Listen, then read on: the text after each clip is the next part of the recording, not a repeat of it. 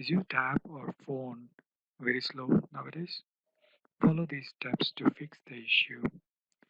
Launch the Play Store or open the Play Store. Just click on the Play Store button.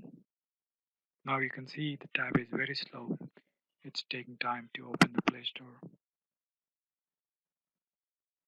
Click on Apps and type Webview in the search bar.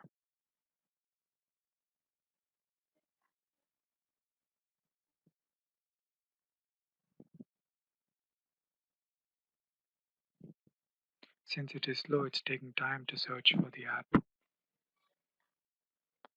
Click on the Android system Webview app and now click on uninstall. It's okay to click on uninstall. It's absolutely fine. No issues at all. Just confirm uninstall. Now let's launch the app again.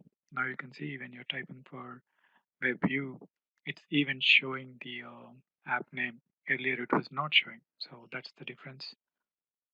Now click on the app again and click on those three dots and unselect the enable auto update. Till the app is fixed by Google, it's okay to ignore the updates.